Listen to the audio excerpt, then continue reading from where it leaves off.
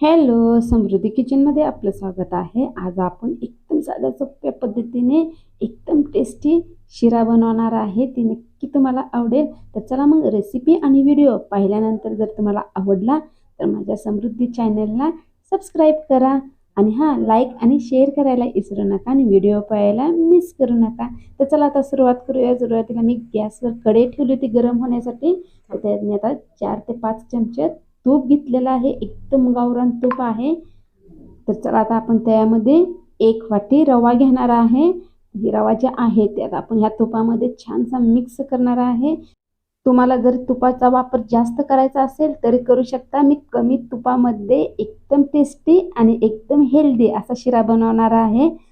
तर हे पहा, सुरुवातीला फुल ठेवायचा गॅस, नंतर कमी करायचा आणि कमी गॅसवरच आपल्याला रवा छानसा भाजून घ्यायचा आहे जोपर्यंत सोनेरी कलर होत नाही तोपर्यंत.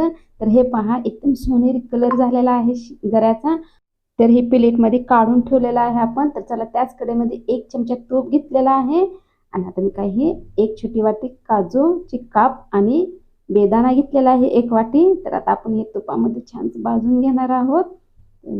ही भाजल्यानंतर लगेच आपण त्यामध्ये पाणी घेणार आहे. पाणी जे आहे ते मी 1.5 ग्लास वापरलेला आहे किंवा तुम्ही गऱ्याच्या अंदाजाने सुद्धा पाणी घेऊ शकता. तर आता आपण त्यामध्ये साखर घेणार आहे. साखर आवडीनुसार घेऊ शकता तुम्ही.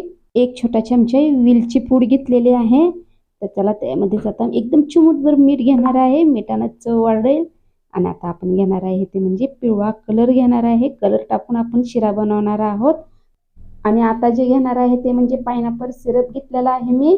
आणि जे आहे ते आता आपण शिऱ्यामध्ये वापरणार आहे जेणेकरून शिऱ्याचे टेस्ट जे आहे ते अजून वाढणार आहे. तर हे पहा, मी एवढाच सिरप घेतलेला आहे, जास्त वापर करायचा नाही. तर चला मग 2 ते 3 थेंब घेतलेला आहे. ते पण आपण आता पाण्यामध्ये छानसा मिक्स करून घेणार आहोत. आणि आता जे थांबणार आहे ते म्हणजे पाण्याला उकळी येऊस तर तोपर्यंत मी बघणार आहे साखर. आता ही साखर जी आहे ती पूर्ण पाण्यामध्ये विरघळलेली आहे आणि एकदम साखर मापात पडलेली आहे. तर चला मग आता आपण हे रवा जी भाजून घेतलेला आहे ते छानसा मिक्स करणार आहोत. रवा मिक्स करताना गॅस हमेशा कमी ठेवायचा जेणेकरून गाठी होणार नाहीत. तर चला आता आपण ही रवा जे आहे ते ह्या पाण्यामध्ये आपण छानसा मिक्स करून घेतलेला आहे. तर हे पहा, आता गॅस आपण थोडासा फुल करणार आहोत.